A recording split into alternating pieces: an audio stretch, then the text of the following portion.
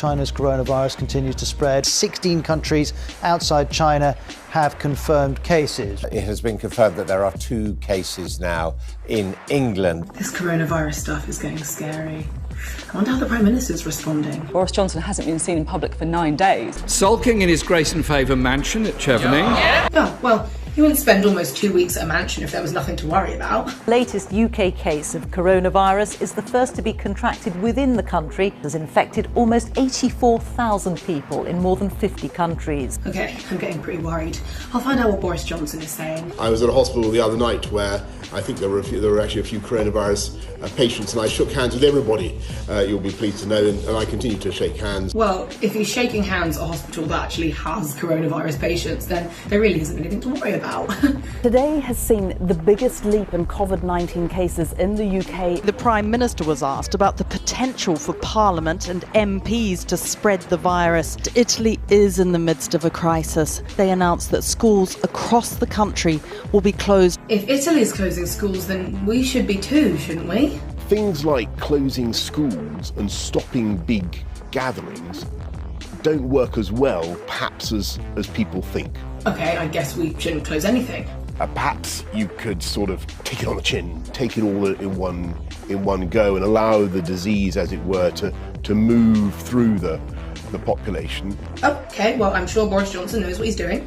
Herd immunity. Successful containment requires just 60% of people to have been infected. Oh, if we need 60% of people to get the virus and 1% will die, won't that still mean hundreds of thousands of deaths? Why isn't any other country following our strategy? My mate in Italy thinks we're nuts. What is it that the government knows that means that our approach is markedly different from pretty much the rest of the world? We're not doing the things that sometimes perhaps are happening elsewhere just because it seems like a popularist thing to do. That's a relief. Clearly we're doing the right thing and everyone else is wrong. Any lingering hope that the UK might escape the worst of the coronavirus was quashed. The study, led by Imperial College, painted a worst-case picture of hundreds of thousands of deaths and a health service overwhelmed with severely sick patients. Oh, dear God. So what should I do? Can I go to the pub and see my friends? You should avoid pubs. OK, I'll avoid pubs. No, he said, we should avoid going to pubs. But if I had to go to a pub, I'd go to a pub. So it's fine to go to pubs? Avoid all unnecessary gatherings, pubs, clubs, bars, restaurants. If we shouldn't go to pubs, why don't you just close them? What about Mother's Day? Are you urging people to stay away from their mothers, and will you be seeing yours?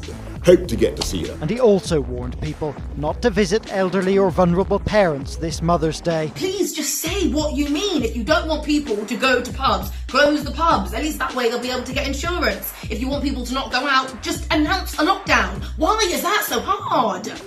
The United Kingdom is now on total lockdown. We knew in the last week of January that this was coming. The message from China was absolutely clear that a new virus with pandemic potential was hitting cities.